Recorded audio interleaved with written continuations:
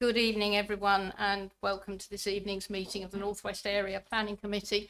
I would like to start with apologies for we've had some technical issues and I'm afraid we're a little bit late starting. I'm very sorry, but we'll try and crack on now. My name's Councillor Maddie Thompson. I'm the chairman of this committee. Before we commence the business, there are a few housekeeping issues to run through. We are streaming this meeting live as well as recording, and by being present in the meeting, you are giving your consent to being recorded. When invited to speak, please turn on your microphone and speak clearly, referencing a page and or paragraph number when referring to the agenda papers.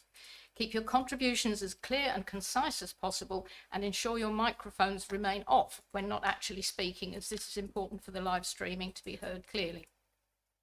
Finally, can I draw your attention to the notices on the agenda papers with regard to the different levels within the chamber and advise that the fire exit is that one, the door behind the top table. Members, may I draw your attention to the members' update with further information on item 5 on the agenda. Right, our item 2 is apologies for absence. Miss Bird, I believe we have none. This looks like a full house to me. That's right, Chairman. Yes, everyone is present. Thank you. Thank you very much. Item 3 is the minutes of the last meeting. It's recommended that the minutes of the meeting held on the 7th of July in this chamber, found on pages 7 to 10, are approved as a true and accurate record. May I take them as read, members? Agreed. I so propose. Do I have a seconder? Thank you. I believe Councillor Morley was the first one to second. Are there any matters of accuracy any member wishes to raise? Okay, can we agree those by assent, members? Anybody disagree? Thank you. Right, item 4 is a declaration of interest, and the wording is now different from that in the published agenda. I apologise for that. The council has adopted the new updated code of conduct, so I'll read the current wording. To disclose the existence and nature of any disclosable pecuniary interests, other registrable interests and non-registrable interests relating to items of business on the agenda having regard to paragraph 9 and appendix B of the Code of Conduct for members. Members are also reminded they're required to disclose any such interests as soon as they become aware, should the need arise through the meeting. I have Councillor Durham's biro up first.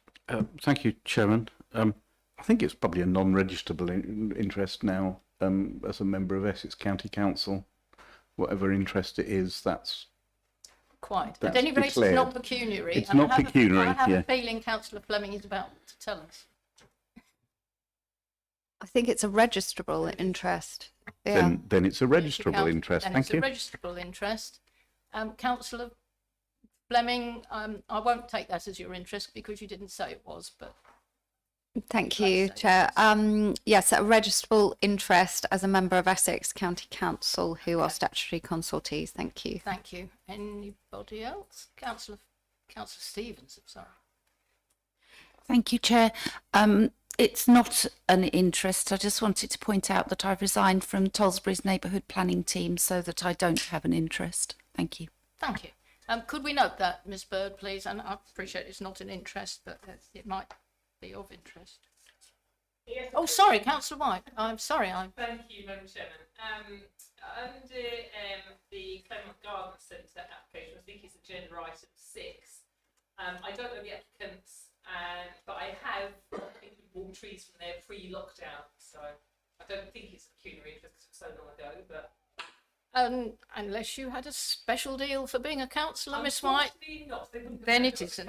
They didn't know me, and I don't know them. So, but oh, it has changed hands, hasn't it? Yeah, I've not been in there since it's changed hands. So. Well, I'm sure you know whether to note that or not, Miss Bird. I actually don't think that's terribly important. Okay. Item 5 is our first planning application on the agenda. That's land northwest of 48 Tollesbury Road. There is a members' update in relation to this item of business. We have the presentation from Miss Bowles, please, and then we have 3 speakers to follow that. Thank you. Thank you, Chair. There is a verbal update for this item. The proposal does read consisting of 29 affordable dwellings, and it should read just 25 dwellings, so that has been amended. Also at paragraph 6.4.2, bullet point 3, it should read management company, not management community. So this item was deferred. Planning permission is sought to create a residential neighbourhood for older people consisting of 25 dwellings, a community hub building with associated landscaping and infrastructure. The application was deferred at the North West Committee meeting on the 30th of March 2022. The application has been revised with the amendments to the scheme fully set out within paragraph 5.1.1 of the officer's report. The main changes relate to the affordable housing scheme, and there has been a reduction of 4 residential units and associated changes to the layout and design. So we've got the location plan. This is the block plan, and we've got the previous scheme's block plan here. And you can see there has been a reduction in the density of the development in the south west corner here and around the courtyard. If I flick back, you can see it's less dense. So then we've got the landscape of the courtyard area, landscaping, that's this area here. Then we've got the proposed elevation, roof and floor plans. The overall design of the dwellings remains largely in line with the previous scheme. There has been minor amendments to plots 1 and 2, 11 and 12 and 17 to 22. So these plots 1 and 2. This 3 and 4.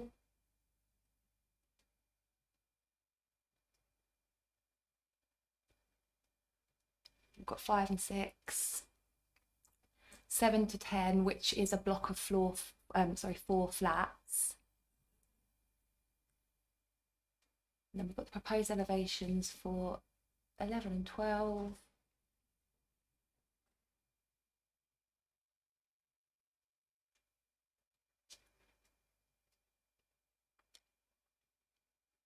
These 3 plots 25.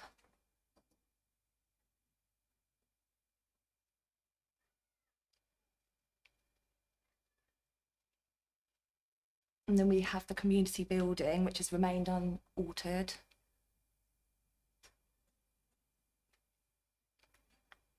And the street scene elevations.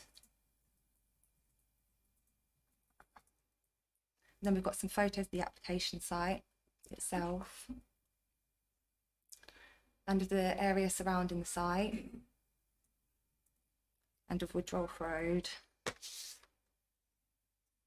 The revised scheme, given the reduction in the quantum of development and the revised affordable housing scheme, would provide a development that meets local housing needs. The original concerns in relation to the affordable sales element of the proposal and the type of development which previously did not meet the district's needs are now considered to have been overcome. Whilst significantly reduced, given the amendments to the scheme, the harm of the development on the character and appearance of the area is acknowledged. However, the benefits arising from the development weigh significantly in favour of the proposal and are considered to outweigh the harm. Therefore, the application is recommended for approval. Thank you, Chair. Thank you. Sorry, I've just been asked to press some buttons here. Right, now we move on to the public speakers. So, Miss Bird, do we have Mr. Appleton ready? Because he's going to speak via Teams. Yes, Chairman, Mr. Appleton is here. If the officer could just minimise that screen and bring the team screen up, you should see Mr. Appleton. Ah, that's what I was going to say. There we go. Right, Mr. Appleton, can we just reset that clock so we don't steal 3 seconds from Mr. Appleton? Right, Mr. Appleton, you have 2 minutes precisely from when you start to speak.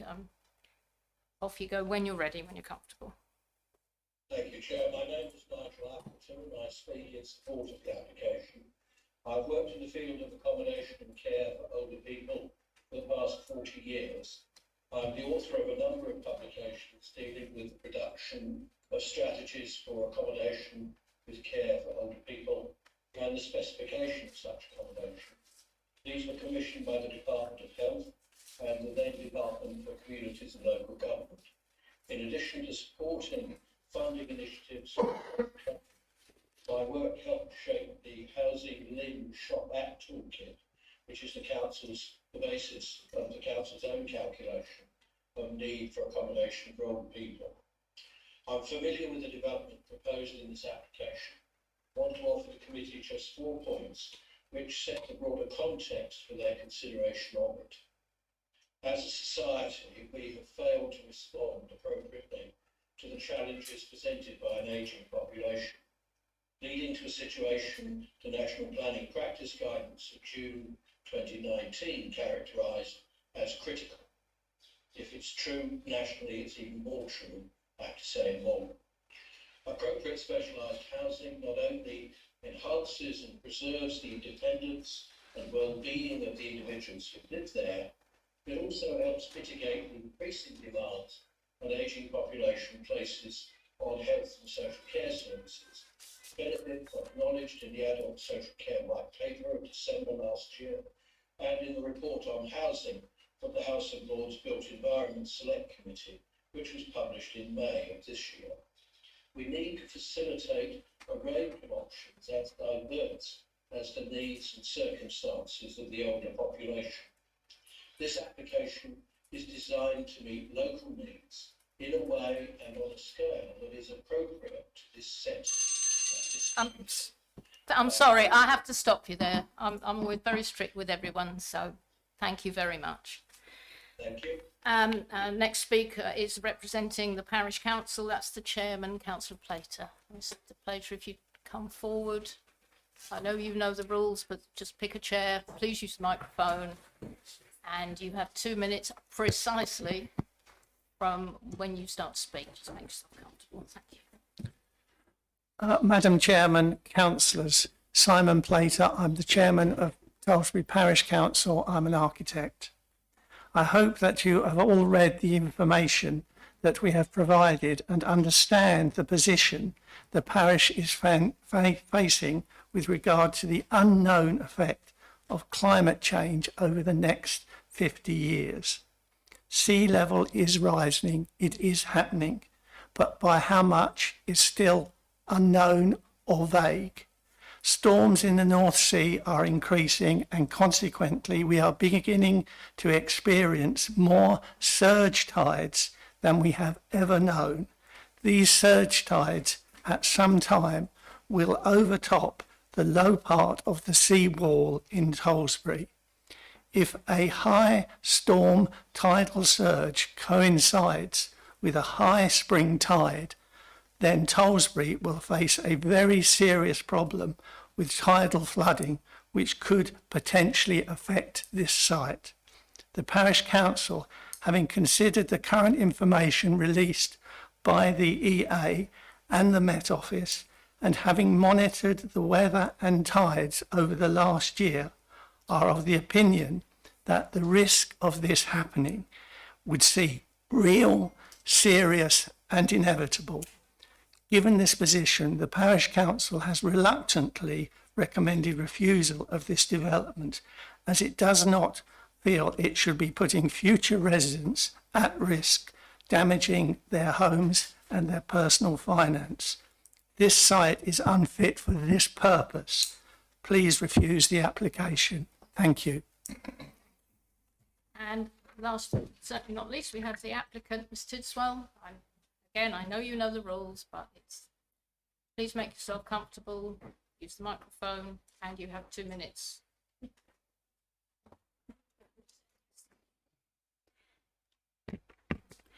Good evening, everyone. Over the past 2 years, this site has received the backing of experts across the board. We have received 125 letters of support from local people representing older residents in Malden. To be clear, there have been no technical objections despite 3 full reconsultations. 22 personal objections were received. Their arguments have varied, not in response to expert opinion, but according to those which generate the most anxiety. This small group does not reflect the interests of the people that need this housing, those for whom the changes happening in the world right now pose the greatest threat. I would ask that this committee bases their decision on the recommendation of officers and the evidence, and are not swayed by baseless conjecture such as tidal flooding and blocked drains, which have been dismissed by the experts, the lead local flood authority, Anglian Water, and the Environment Agency. A local resident, Geraldine Baker, cannot be here due to her husband's poor health, but she gave me permission to quote the letter that she sent to you all. Salt Meadows is an innovative scheme for retirement. Not only would it suit us, but also numerous other older people in similar circumstances. My husband has Lewy body dementia. This is a degenerative disease, and a move to affordable retirement living is essential. We have lived and worked in Tollesbury for 50 years, and our children have been brought up here and experienced the wonderful life it offers. We do not want to move away from the area and lose the support network we have to help with my husband's condition and become lonely and isolated. The housing crisis facing older people is very real. Our proposal will give local older people on lower incomes more choice and more security. Please support this application and the local residents, such as Geraldine and her husband, who need your help.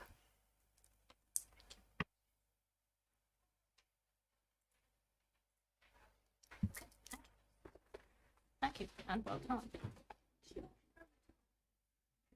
Oh, good job, I didn't see. Right, members, I'll open the discussion, and I hope at some point a proposal will come out of that. But one thing I do have to say is we are in the hands of our statutory authorities, and that is the only view we can take into account, whether it's highway, Environment Agency, Anglian Water. I don't live very far from Tollesbury. I represent part of Tollesbury, and I know issues have been brought up, you know, and they are legion. But we cannot consider anything that is not the evidence of the statutory authorities in the report. Okay, members, who'd like to go first? Councillor Morgan. Yes, thank you, Madam Chairman. I was just really following up on that and the somewhat apocalyptic view of the future that the Tollesbury Parish Council has as to the future of their village. I was just wondering what officers can say in that regard as to what exactly the Environment Agency or indeed anyone else has said in regard to the potential flooding possibilities of this site when you were coming to your decision to approve. Someone for you, Mr. Lee. So, thank you, Chairman. As the Officer explains, the Environment Agency haven't raised any objection with the proposal in relation to flood risk. We are working with the evidence and information we have at the moment, what can and may happen in the future, you know, which may well be, unfortunately, is not consideration for us as decision makers. It is about the evidence we have now currently. Thank you, Chairman. Can I just follow on slightly different matter? On the Section 106 agreement, you have said that you're building in a thing for cascade mechanism in terms of the way these properties are going to be allocated. Can you just explain how that works? Yep, that'll be similar in nature to what we've accepted and had at the retirement community outside of Burnham. So it will look at local residents first and then expand out. See, one of these, obviously, all these applications are aimed at meeting the need of our residents. So the idea is that primarily it will do that first. And obviously, if there is no need for our residents, whether it's when it's built out or 10, 15, 20 years time, then that will allow accommodation for other people though. But the idea is that it will go out in a gradual process. Thank you, Chairman. So that mechanism will be good for each time a property becomes vacant. Thank you. Councillor Durham, I have you next. Then Councillor Keith, then Councillor. Yeah, thank you, Chairman. Yeah, I think you made it very clear that we have to rely on our statutory consultees, which includes the lead flood authority, which of course are Essex. And in fact, you were present the other day, Chairman, when Professor Pretty, who chairs the Essex Climate Commission, made a presentation in Tollesbury, and you know, although he expressed concern, it wasn't an apocalyptic situation for. Certainly for the immediate 50 years, I'm not, you know, we know we're facing an issue unless something is done.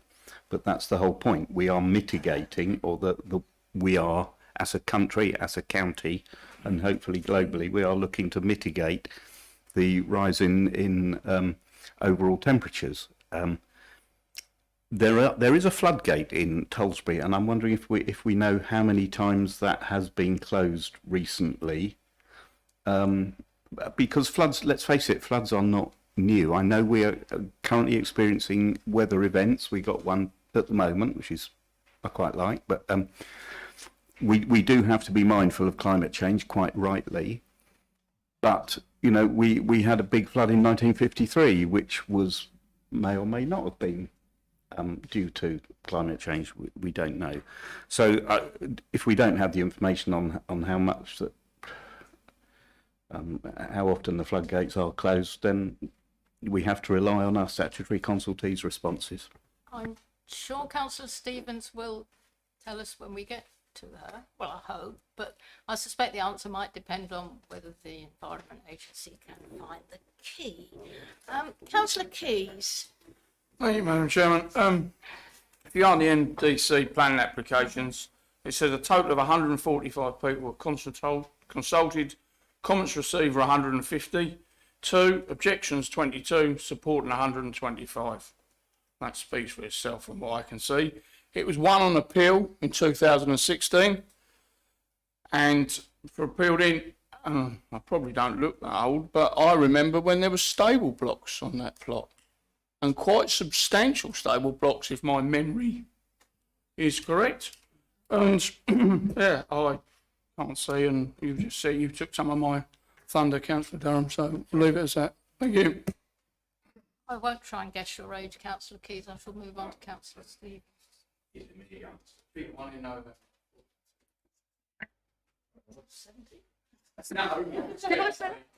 Hush, my man. I'm sorry, Councillor Stevens. Thank you. Can I start with some questions, please, not to do with flooding, but other things? In the report, it refers to it being sheltered accommodation. Can I just be clear that this isn't, I think a lot of us would imagine that sheltered accommodation involves a warden of some sort. I'm not quite clear what the shelter is meant to be. Can I ask a bit more about that, please? Thank you. Is that for you, Mr. Lee? Yeah. Through you, Chairman.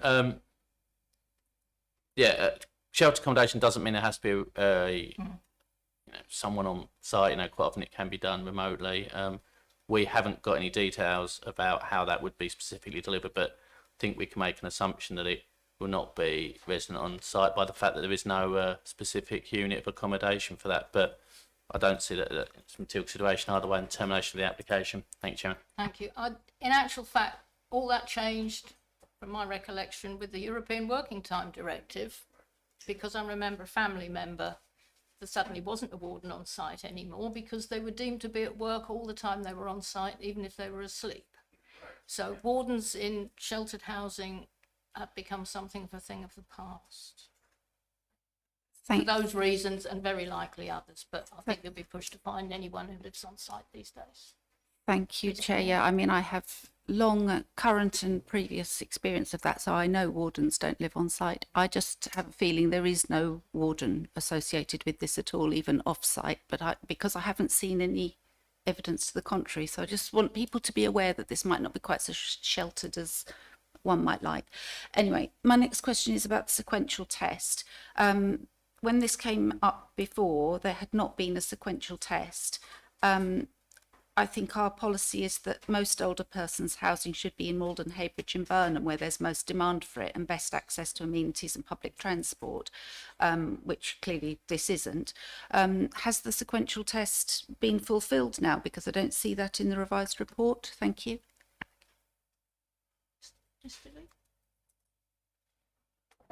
Through you, Chairman, I'm unclear on where any policy requirement requires a sequential test for this development, so I can't really comment on there, not to my, because there is no policy requirement for a sequential test to be undertaken. I don't really understand that because it does say somewhere in here that no sequential test had been conducted, and I don't think that would have been referred to if it weren't necessary. I'm sorry, forgive us while we look. As I'm sure It's on noticed. page 54, which I think is part of. It's a bit confusing when you're going through this report because you don't know when you're looking at an individual paragraph whether it's in the old report or the new report. Some colours would be marvellous as just a side suggestion. But anyway. Through you, Chairman, if anyone wants to know whether it's in the old report or the new report, the top of every page that relates to the old report has Appendix A for clarity, so that will assist.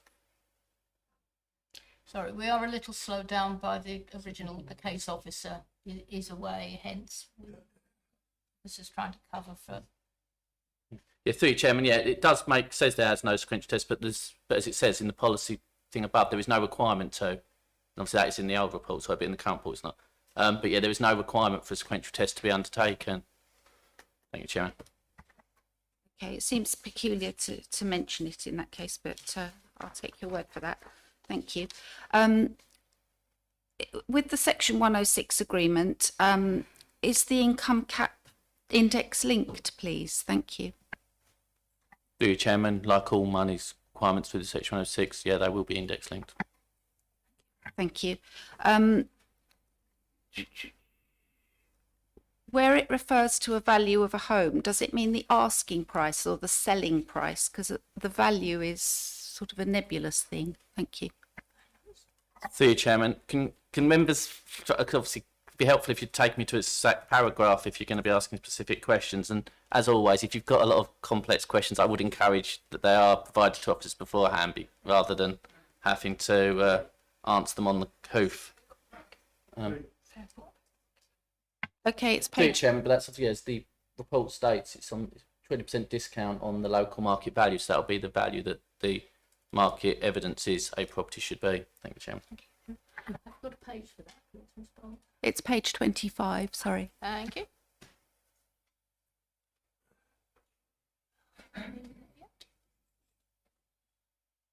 And there was a get out clause, as it were, that allowed the seller to ignore, if you like, the occupancy criteria for it being a local person if the property hasn't sold after 13 weeks. And I'd like to know if that's still in there or if it's been removed, please, because house sales just always take more than 13 weeks. So I felt that it was a bit meaningless, really. Thank you. Through you, Chairman, standard practice to have a reasonable period of time for the Bryants complaint, like for the property to be marketed. Obviously, there'd be a difference. The legal requirement won't be that it'll need to be sold within that period because, as you said, that takes longer. But it will be in relation to a period of marketing and not had any appropriate interest or anyone looking to take up the property. And as I said, this is standard and it's what we did at the same at other sites. So it's consistent to Malden District Council's approach. Thank you, Chair. Thank you. Okay, thank you. So then the last page of my notes is about flooding. And I am concerned about flooding. I hear what we say about the consultees.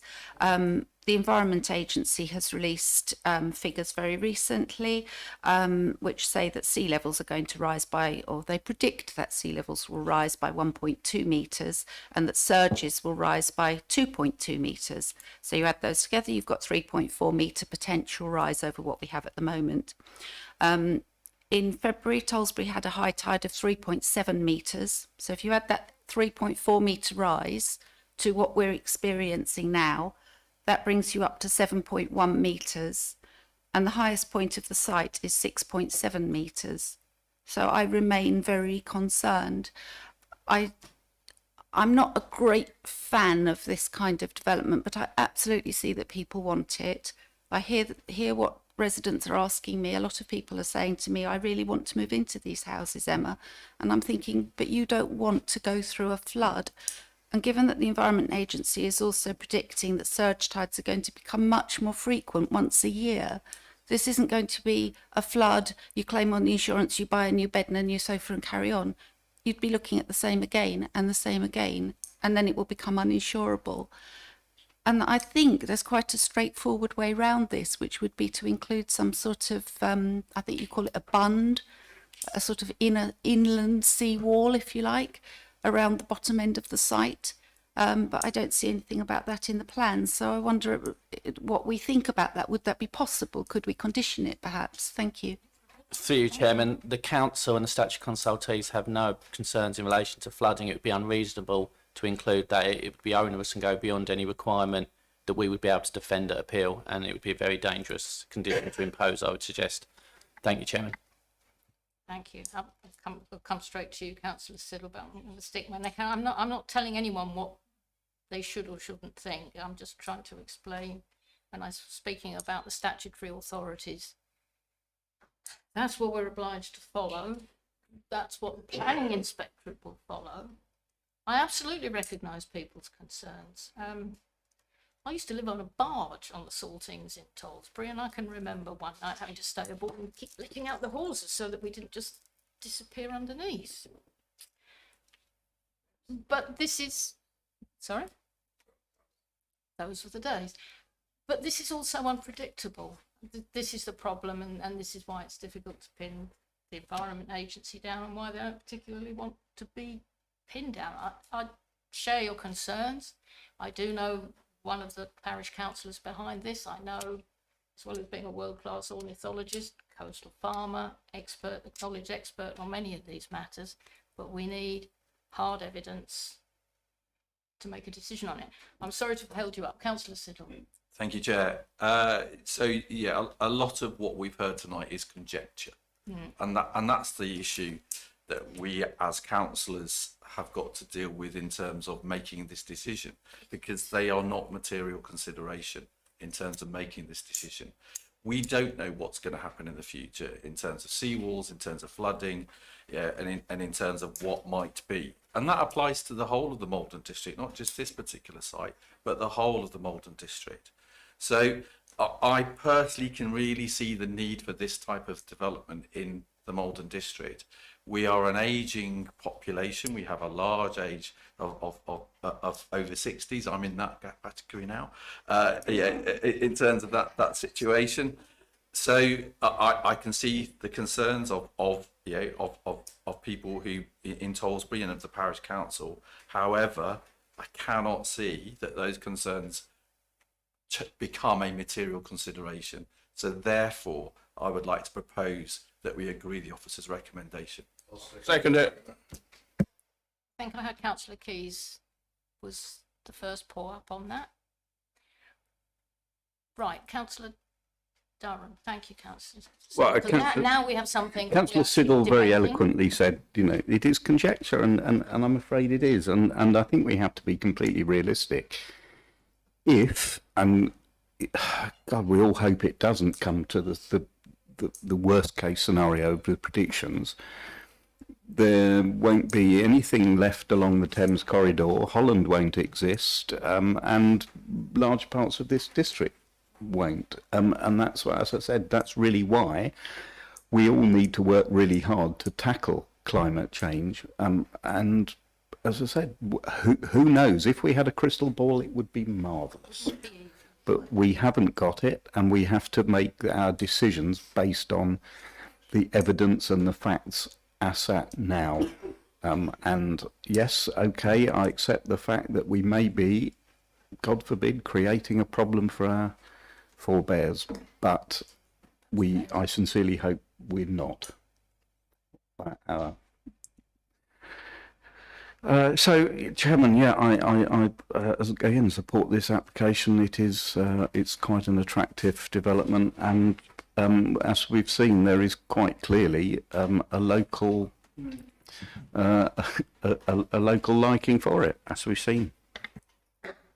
As we have, and although it isn't attached to Malden or Heybridge or Burnham, Tollesbury is, as we know, quite a long way out, and a lot of people, that is where a lot of people want to stay. I would if I were at Tollesbury, and quite possibly, even though I'm not. Councillor Fleming.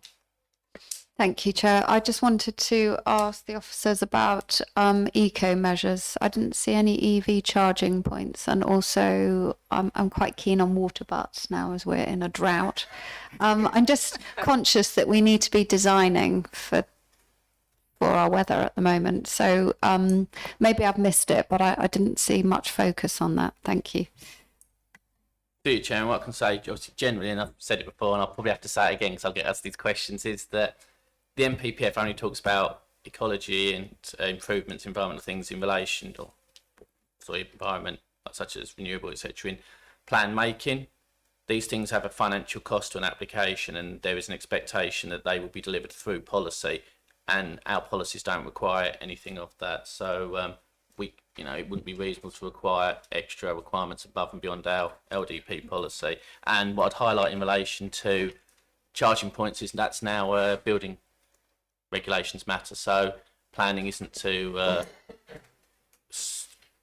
there's different variations of,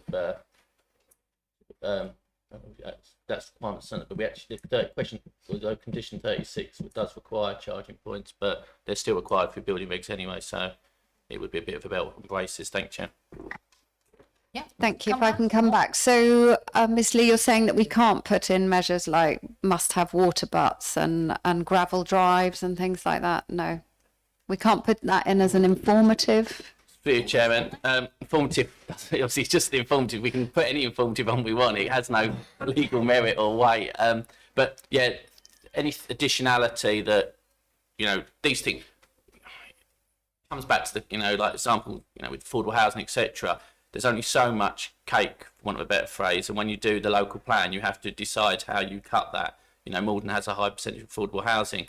Another authority might have more requirements in relation to ecology or environmental measures, and that obviously would then affect that. The plan we have is the plan we have, and there is very limited requirements to deliver environmental benefits through that plan, and anything above that, we do not have an ability to ask for. Thank you, Chairman. Thank you. We can ask, mind you, Councillor Fleming, we can drop very heavy hints and look for thumbs up from the applicants. But we have a local plan review. That's where we change the policies. I believe, Councillor White, I've got you, Councillor Keith, Councillor Durham, but Councillor White hasn't spoken, so. Thank you, Madam Chairman. I have to say, as has already been mentioned, we're between a rock and a hard place with the flooding. If the Environment Agency and the local flood agency say there's no issue with the flooding, we cannot refuse it on those reasons, because we will lose an appeal and it will cost an awful lot of money. Notwithstanding that, which we can't do anything about, I like the development. Like all of us, we're getting older. I think this is a lovely retirement village. It's not got lots and lots of houses all sandwiched in on one side. I think it's a really good design, and I agree with the proposal. We should approve this application. Thank you. Right, I've got very quickly, please, Councillor Keys and Councillor Durham. I think Councillor, Mr. Lee might have said it. The business I'm involved in at the moment, we've just put up a shop, and in Brighton Hove, they have to have bee bricks in them. Is that anything we could put, or you just said you'll go and buy it for bees? No environment thing. I know Mrs. Fleming's just said it, but I've just been down the path of bee bricks. I think, so sorry, I'll save you the trouble, Mr. Lee. I think if it isn't in our policies, we can ask. Right, that's all right. And I'm saying, yeah, I think there's thumbs up somewhere. Councillor Fleming. Thank you. Well, could we put this sort of thing in as an informative? And then as the Northwest, we can always ask for it. And then eventually applicants will say, well, actually, that's what the Northwest Committee would really like to see. So I just think it sets a tone if we start asking for things like water butts, I'm going bee to brick. slightly skirt the proper procedure. I ask Councillor Siddler's proposer if he's prepared to consider adding that to his proposal as an informative. Otherwise, we get to vote on the change, on the amendment, and then go back to. So, Councillor Siddle, how do you feel about that? I'm a great believer in water butts. Excellent. Bee bricks? Bee bricks? And bees and all gravies in there. So, and I'll say anything that mitigates standing water and making sure that water does flow away. So things like gravel drives and membranes and not hard surfaces. So if you're happy to adopt that into the proposal, yeah, you I may. am happy to and adopt that. Seconded ditto. Thank you. And so, are you done, Councillor Keys? So, Councillor Durham. I'm just going to be really very, very quick, because I know I've heard what Mr. Lee has said. We can't condition it. We can't even do an informative. But Chairman, you were there at the public meeting last week with Professor Pretty at Tollesbury. I think the applicant or the agent was there as well. They will have heard Professor Pretty advocating the installation of solar panels on roofs. I hope the applicant was listening, because as Professor Pretty said, that is actually going to be a requirement in the fairly near future, and I'm sure that photovoltaic panels on the roofs will make the properties much more saleable, because they'll be much more economic to run, and I hope the applicant has listened, but it's entirely up to them. Thank you, Chairman. Isn't it PD? Sorry, that would need a new application, so I think we'll leave that. Is it not PD? No, that's not. Oh, I see. Okay, right. It might be PD once the houses are. Yeah, but not, they're not. But they're not yet. So, as you were, Councillor Durham. Right, I'm actually going to put this to the vote because what with the delay starting. So, those. I think that's £10 in the chairman's charity, isn't it? Oh, okay. Right. Members, those in favour of the proposal to agree the officer's recommendation with a couple of tweaks in the name of Councillor Siddle. Any, that looks unanimous to me. Oh, no, it isn't. Sorry. Anyone against? Councillor Stevens is against. So there are no abstentions? No abstentions. Okay. Have you got that, Miss Bird?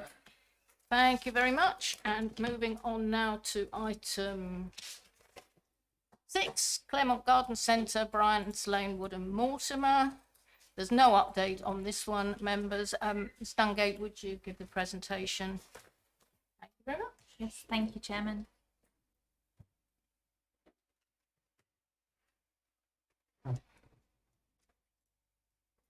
The applicant seeks planning permission for the construction of a detached building at the garden centre to be used as a cafe, office and staff room. This application follows a previously approved application in 2017 for an extension to the existing garden centre incorporating a new coffee shop and retail areas. The previous application expired on 13th of November 2020 and the council has no evidence that the development was ever commenced. However, the applicant has stated that the new access to the site approved as part of the previous application was implemented. It would therefore appear that the applicant considers that the previous permission is extant. This is the site location plan for the application. The site is located on the northern side of Malden Road at Oak Corner and is located outside of the defined settlement of Woodham Mortimer within the countryside where policies of constraint apply. This is the existing block plan for the application, showing the existing garden centre buildings to the east, existing polytunnels to the west, and an informal parking area to the south here. This is the block plan that was approved as part of the previous application, showing the extended garden centre here, as well as a covered external storage area, or sales area, sorry. This is the proposed block plan showing the proposed cafe building in place of the existing polytunnel, with the new polytunnels replaced to the rear of the cafe building. Also shown is a proposed walkway which can be accessed by the extended car park to the south and also connects the garden centre and the cafe building. And also shown is a landscaped area to the west. This is the proposed floor plan of the cafe building, as well as a modest greenhouse to the front of the building. These are the proposed elevations. This is the proposed street scene elevation, showing the existing garden centre and the new cafe building. And these are existing photographs, photographs of the existing garden centre buildings facing west and facing east. And this is the existing external storage area to the west of the garden centre buildings. This is the existing polytunnel where the proposed cafe building would be located. And these are views of the site from Malden Road. In line with the assessment carried out within the officer report, an objection is raised to the principle of the proposed development by reason of its location outside of the defined settlement boundary, which would result in harm to the character of the area. The evidence supplied as part of the application is not considered adequate to sufficiently justify that there is an essential or functional need for the building in this location, which, due to its size and separation from the existing garden centre, together with its operating hours, is not considered ancillary to the wider garden centre use operating at the site. Restaurants are considered a main town centre use under the MPPF, and without an ancillary link to the garden centre, the cafe is considered to be an independent facility which would not be directly linked to the existing use, contrary to policy E4. There is also an extant permission that allows a cafe to be provided at the site. And if the proposal is granted planning permission, there would be the potential to provide 2 cafes at the site. Furthermore, insufficient parking provision would be available at the site, and as such, the application is recommended for refusal. Thank you, Chairman. Okay. We have no speakers on this one, so I spotted you first. Councillor Durham, Councillor White, Councillor Morgan after. Thank you, Chairman. I did actually call this in, and it is in my ward. And members and officers know that, in general, I will always support policy, and policy is always the first thing that we should be guided by, but not where the policy doesn't make any sense at all and is actually indefensible. Because to have a policy saying that a cafe or a restaurant can only be in a town centre is barking mad. I'm sorry. And, I know, Chairman, I know exactly. I would draw your country pubs, restaurants in rural locations, garden centres. There are 2 garden centres within 1.5 miles of this particular one. Both have, that's White Elms and Westview, both have coffee shops and restaurants. There are, I'm afraid, an essential part of garden centres now, and people going to a garden centre expect it. This one is actually only going to be open during lunchtime, so of course it's going to be ancillary to the it's going to be ancillary to the garden centre. So, I'm afraid if we had to stand up and say, well, we're going to refuse it, and we go to appeal to say, we shouldn't have catering facilities, anywhere except on a high street, we'd be laughed out of an appeal. So, Chairman, this particular garden centre, I've used it for many, many, many years. It had previously gone into terminal decline, and due to lack of investment, that since a new owner has acquired it, he has spent a considerable amount of money smartening it up, because the competition in that sector is incredibly tough.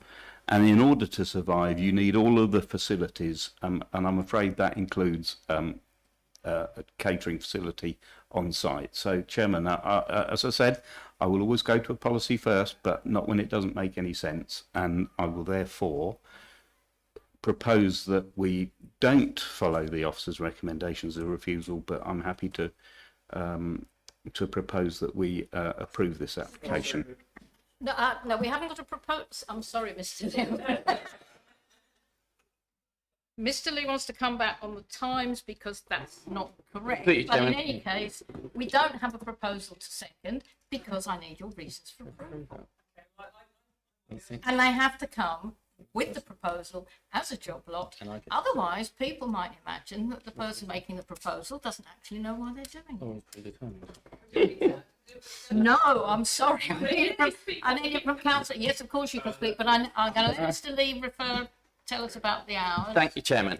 Number of points I'd like to bring is that it isn't the council's policy that restaurants are town centre locations. That's the government's policy, as the officer's report explains. It's contained within the MPPF, and I'm sure the members have read the report fully, so they are aware of that. So I don't think say will be laughed out of appeal as a starting point, when that's actually the government's advice that we should be locating restaurants in town centres. I don't know the definitive assumption for that. I would assume it's to do with sustainable transport and not to have people that live in sustainable areas travelling to unsustainable areas to have to eat. Irrespective of that, the policy has 3 teeth. One of them is that there's a functional need and justifiable. I don't disagree that it's a relatively common practice to have a cafe with something such as a garden centre, and I think the council's position on that is referenced by the fact it wasn't that long ago we granted permission for a development that is extant, that includes a relatively small cafe. The applicant, if they so wish, can implement that tomorrow. They could be doing it right now, and we have no control over that as an authority.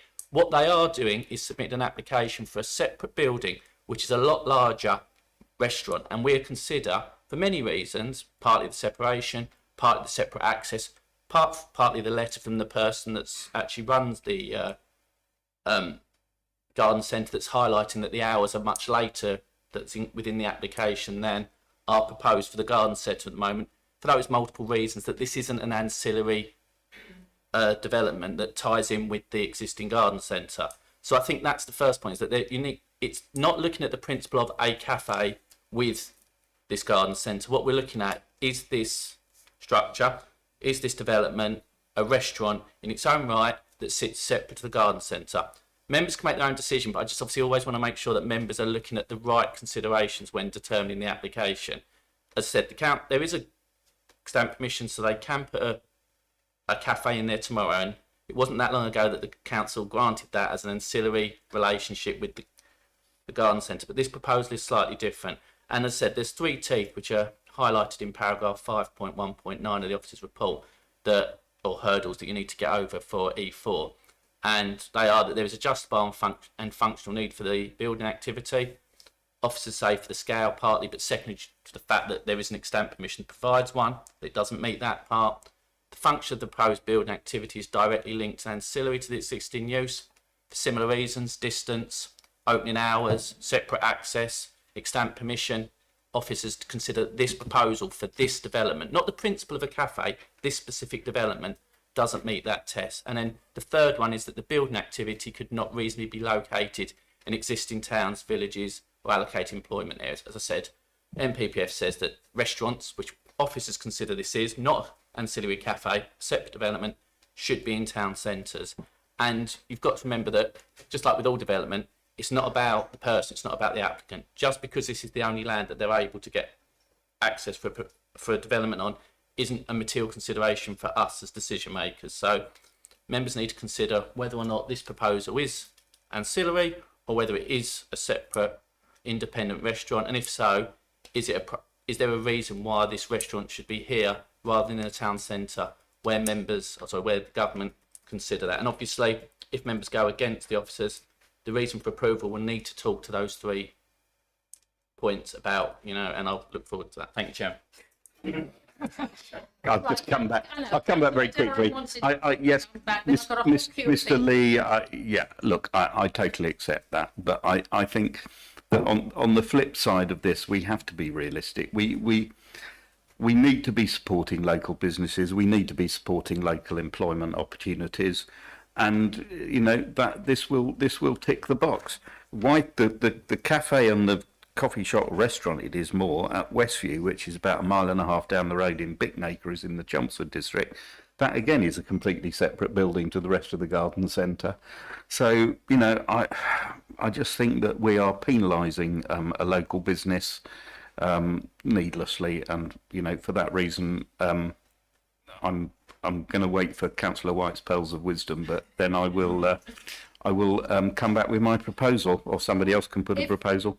All I need, I don't mind who it is, but if there's going to be a proposal for an overturn, it has to come in one bunch. Right, I do, in fact, I'll read out my little notes. I've got Councillor White, Councillor Morgan, Councillor Fleming, and then Councillor Siddle. Oh, I'm sorry, I didn't notice. Where was Councillor Morley coming? Quite early, but yeah. I haven't actually got Councillor Keys at all. Robert, Councillor, I don't think you could see Councillor because of I see. Keys. Councillor Keys. That would explain it. Right. Okay, Councillor Morley, I'm going to pop you in, ladies first. I'm going to pop you in after Councillor Mrs. Fleming. Right, Councillor White, off you go. Thank you, Madam Chairman. Right, well, firstly, as I already said, my husband said I've got addiction to buying trees, and I personally, we regularly visit White Elms, which has a cafeteria, not my favourite one. Meadowcroft Woodham Ferries, but I bumped into the leader on many occasions. They've got a really good canteen there, or cafe there. Perrywood at Tiptree, another one that does really nice afternoon teas. On the A127, Summer Hill, coming back from the gym when we play tennis, we often call in there for brunch. And of course, Hyde Hall has 2 or 3 different restaurants on Hyde Hall. So, this is a really common thing. It's not unusual, it's not alone. In fact, Anne Hall's Riding School has got Deb's Diner. And Deb's Diner, which we call the Hairy Horse, is actually a reason why the house development opposite was approved, because it was classed as a very good local facility. So that's the first one. And now I put down the policy for E1 for employment.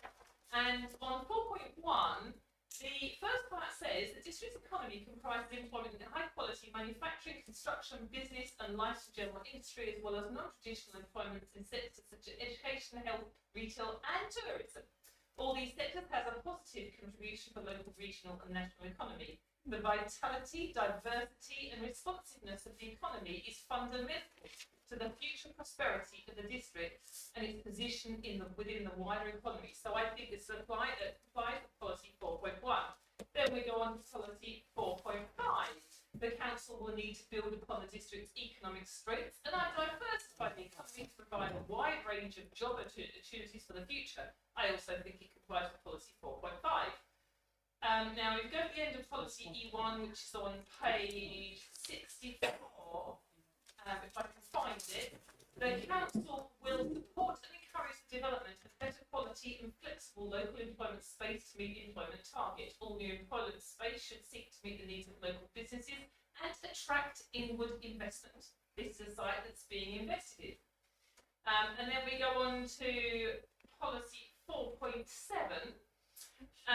Through the Malt District Council EPS, the council is seeking to maintain a vibrant and competitive economy which balances the needs of local businesses while sustaining a high quality of life, increasing incomes and promoting the Malton District as a great place to live, play, work and do business.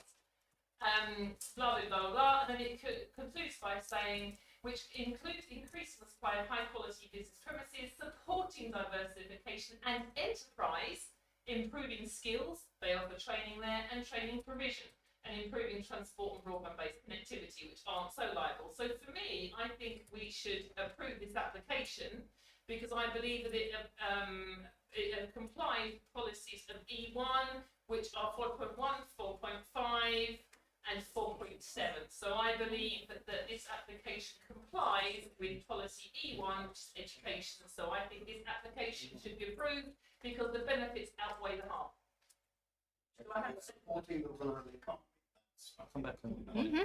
Through you, Chairman, officers don't disagree with a lot of what, Councillor White has said as she's read out sections of the policy or the adopted plan. All I'd highlight is that policy E4, which wasn't what was spoken about, relates to rural diversification. That would be the policy that this application should be assessed against rather than the broader employment policy. The E4 draws down on that to more specific matters of rural diversification. My interpretation of this application on balance is that it complies with policy E1, which is employment, which is the most important thing for me for a rural area. So if I have a seconder, I'd like to propose that we approve this application. She doesn't give a reason for it. Second. Reason? Through Chairman, all I'd say is that there is nothing spoken about policy E4 in that, and what I would concern is that if members support that reason for approval, you're basically saying any employment use in the district is acceptable irrespective of any other policy because it's not talking about anything.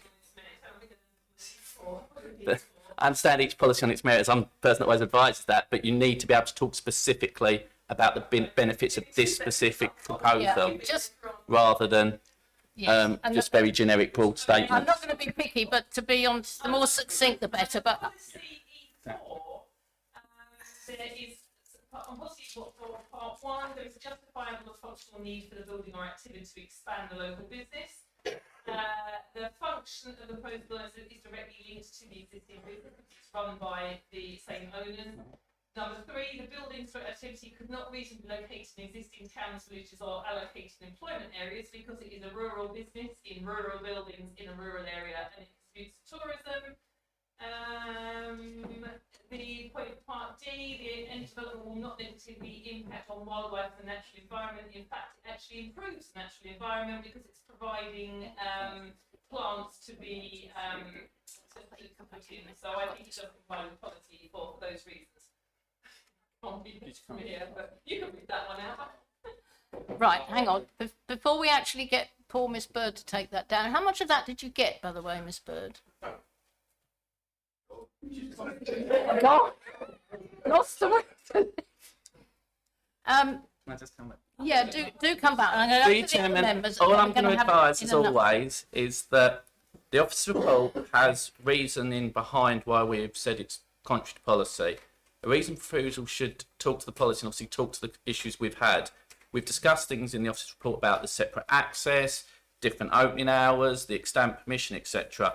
And then members just saying this is a rural development, therefore it's justifiable linked, etc., would mean, in principle, if we were to take this as a base point, any application that came in on rural development said, I own this piece of land, I want to build this as an employment use, and I have nothing else, in theory would be acceptable. You need to be able, my advice is, members, is you need to speak to what the office report talks about, the concerns, because if you're not, you are literally throwing the policy out. And that is what my concerns are, members. And all I can advise you to do is to think about what the office report says and look at those concerns and understand that. Remembering at the end of the day, there is an extant permission on this site for a cafe, so that we could end up with two. And secondly, the person that is running the garden centre has written in highlighting that this development will have different hours because it's not being run by the same person that's running the cafe. It may be on land that's owned, it's being run by... So some of the points that have been raised by members are actually in total conflict with what the evidence we have before us as part of the application. As always, I'd advise members of decision makers, as we do as officers, to base it on evidence rather than things that we've heard that we do not have as formal submissions as part of the application. As always, it's within members' gift to determine the application they would, but please be very conscious of what the officer's report says, and that everything that goes against, every time members go against it, it is a material consideration in future applications. Thank you, Chairman. Right. I'm going to go around the people who haven't spoken yet. So we've got Councillor Morgan, followed by Councillor Fleming, followed by Councillor Morley, Councillor Siddle, and well, actually we ran out of first timers. Then we're back to Councillor Durham, and I dare say Councillor White. So, Councillor Moore. Thank you, Chairman. I really just want to support Councillor White's proposal there. And we just point out, in terms of policy E4, there is a justifiable and functional need for the building. I go further than that. I think there's actually a social need. I've been dragged to a number of these things myself, but there needs to be a facility for non-gardening people to be able to find some form of respite and sort of refreshment. But on a more serious note, there is no facility of this nature that I've certainly been to, and by God, I've been to a number of them, where there is not this sort of facility here. And I don't think that there's that this just a cafe or a tea stop doesn't cut it anymore. These places need to attract a quality clientele who demand the right facilities and the right level of food and refreshment. Thank you, Madam Chair. Thank you. Yes. All I'll just say is that, officers aren't saying that ancillary service isn't appropriate. All we're highlighting is that there is a number of reasons that this proposal does not come across ancillary, and at no stage has any members discussed the concerns that officers have in the report. We just keep talking about the principle of it. And secondly, there is an extant permission for a cafe on site already, so this permission would allow two. That, and that's all I want to get across to members, is that we aren't raising objection in principle to the idea of a cafe on this site that's ancillary. It's just, and members seem to have taken the recommendation refusal as that is not what the recommendation refusal relates to. I would just like to direct members to the officer's report, what it says, and if members wish to go against it, as I said, it's always within their gift. They think about those points, because otherwise it's really been very disrespectful, for want of a better phrase, to the policy, and it's going to make it very hard if decisions like this become regular to actually use this policy in the future. And this is a very important policy for the district, as it deals with all rural diversification and businesses. You've got to understand how important this is, and if we don't talk to this application specifically, we are undermining the policy. Thank you, Chair. Thank you. Well, Councillor Fleming.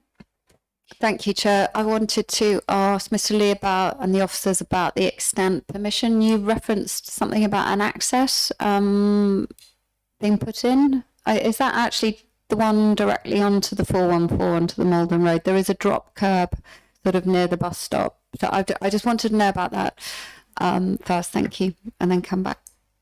Yes, through you, Chairman. There is an existing access onto the Malden Road, but that is not in use, and no changes have been made to that as part of the previous permission. The previous permission allowed an extension to the existing access from Bryants Lane on into the garden centre. So because they have implemented that part of the previous permission, that permission is now extant, so it has not expired, and therefore they can implement the cafe function as part of the extensions to the existing building, which they have not yet done. They could still do that. So, and did you want to know about the highways comments about the access onto the Mortimer Road? Yes, please. There have been comments as part of the application about the potential to provide an access from Malden Road onto the site as part of that existing access, but highways are not supportive of that, so does not include part of this application and has not been a material consideration in this instance. Thank you, Chairman. Thank you, Chair. Members should know that this particular stretch of road features heavily in my inbox. The weight of traffic, the lack of crossings there for Woodham Mortimer is a village cut in two. Most of the residents actually live on the opposite side. So, I mean, that's my concerns focus around that, in that, if you're going to walk from the village, how do you get there? You have to cross a 50-mile-an-hour road with no pedestrian islands. So that's my concern. I mean, don't get me wrong, I hate cooking and food preparation. So the more restaurants or cafes in the district, the better. But I think that the officers, in their reason for refusal, their third reason about the car parking, because I too know that site very well, I think that they got that dead right. Thank you. Any comment on the car parking? It's there. Okay. Thank you very much. So I've got Councillor Morley next. Sorry. Oh, sorry, Councillor Morley. I was just going to raise, it's 75 car parking spaces short of what is required as part of the extant permission, as well as the additional cafe building. And being an unsustainable location and rural site, we would expect cars to be driving to the site. And that is a substantial shortfall. So, yeah, thank you. Councillor Morley. Yeah, thank you. As regards the pollution to locating in towns more restaurants, is there extra parking being provided for all the houses that have been built? And also, I think so many pubs are in decline and closing now. I'm sure it wouldn't hurt just to help a little bit of local employment, but it's the pollution mainly, shoving everything in the town, must go against your instincts, I would have thought. Fortunately not our policy. For you, Chairman, no is the quick answer. What I would assume is because the actual level of pollution, if you've got lots of people travelling to lots of places, is actually more than the sustainable. But yeah, but in the big pitch, there'd be more pollution. But it's not in our policy. It's not government guidance to do that, and we should be respecting our policies and government guidance. Thank you, Chairman. Okay, Councillor Siddle, I'm sorry, you've waited very patiently. Thank you. Chair. So my first question is, when does a building become ancillary, and when is it not ancillary? So that's, so you said there's not ancillary link. So for there to be an ancillary link, what would need to happen? Thank you, Chairman. Sorry, Dunga, can you show us the location plan or block plan? As always, with things such as this, and I think I'm pretty sure Councillor Siddles knows, I'm going to say this is a planning judgment and it's a balanced decision. Do you want to show the existing, where it is, sorry? The existing, no, sorry, back the one you were showing. So where the proposed plan, yeah? The existing, just show, as in it says, the approved existing garden centre there, and then show where the restaurant is. As you can see, members, quite a distance away.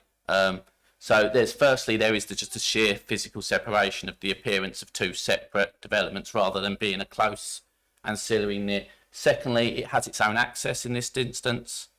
Thirdly, there is the proposed opening hours are very different to what the garden centre would be. It's very unlikely that people will be coming to the site after the garden centre has shut to be using the building ancillary to the garden centre because it's closed. And fourthly, and as we've said before, there is potential for already to have an ancillary cafe within the building. So this would be a second development, which is quite a large development on its own, as a fifth point. So that those five things together have collectively made officers come to the judgment based in planning terms that this isn't ancillary for those five various points. Do we know how many covers are proposed for the existing cafe and how many covers are proposed for this restaurant? Through you, Chairman. Yes, Madam But Chairman. fine. Anything that's not Cruella or you, Okay. absolutely fine, Mr. Duncan. Thank you. Yes, so that's been considered within the officer report under paragraph 5.1.14. So as part of the application, the applicant suggested that the previous cafe, which is integral to the extended garden centre, would have 96 seating spaces, and the proposed cafe building would have 88, and have suggested that because it would have less covers, that it would therefore be acceptable.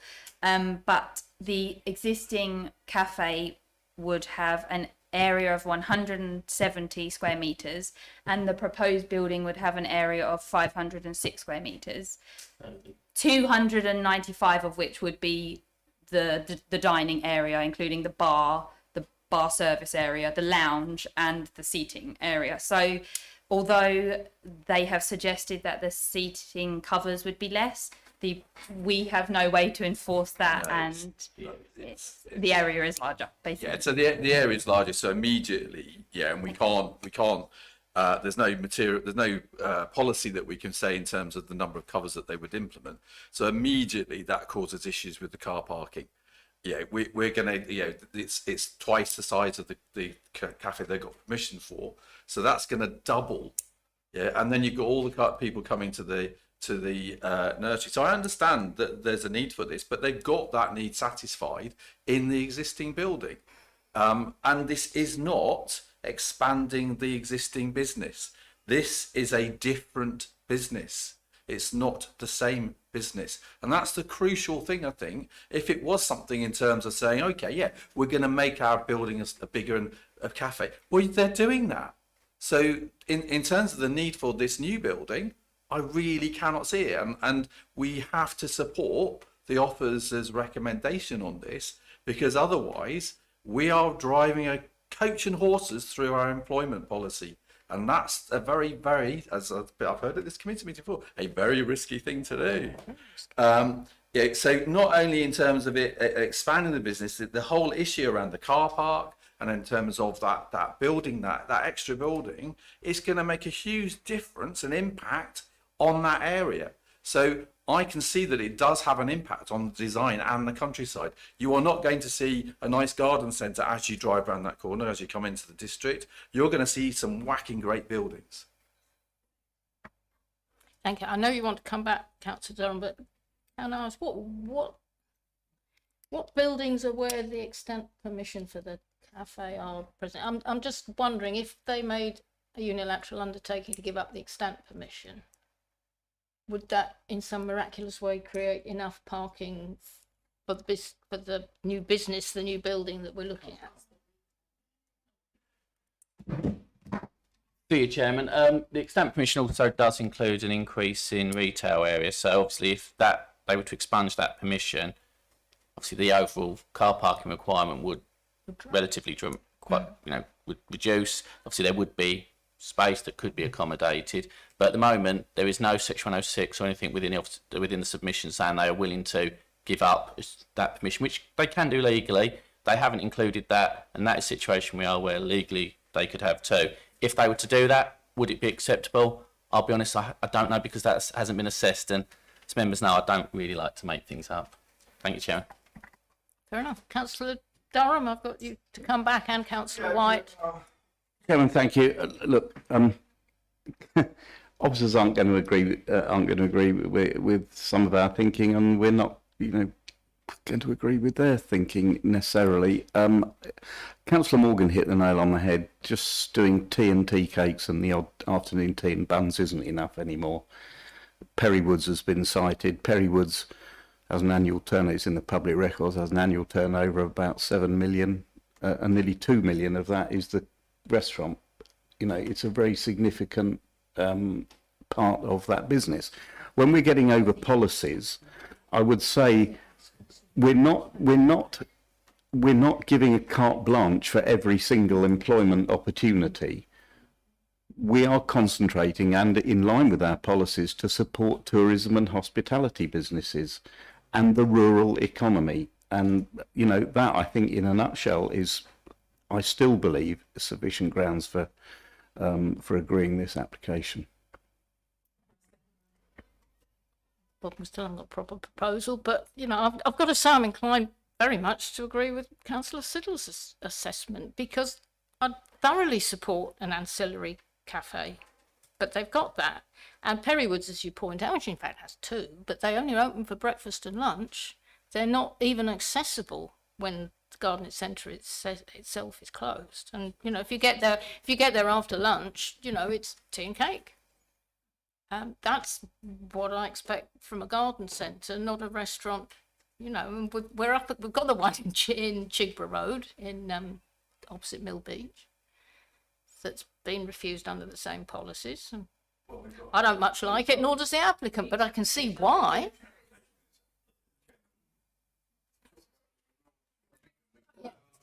Yeah, well, can we have a succinct proposal with the policies, even if it's, you know, the diversification is more important?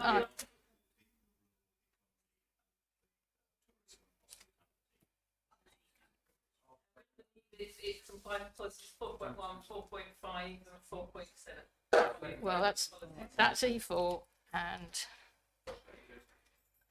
we've got that seconded by Councillor Keyes. Have you got that, Miss Bird? Yeah, I think so, Chair. Right, we've got. Sorry. That's a yes, Miss Bird. Right, that's Councillor Durham's points. No additions. That's Councillor Durham's points. Otherwise, it's a mangled proposal. Right, so I will put that to the vote. Those for Councillor Durham's proposal. 1, 2, 3, 4, 5. Those against. That application is approved. Oh yes, we've got to delegate conditions and stuff. What I would obviously say, though, obviously if members are saying that this is ancillary, that we would suggest a condition that says the opening hours are tied into the. I'm just very conscious that obviously if we're trying to say that this is ancillary development, it needs to remain ancillary development. Hydewall's not a garden centre.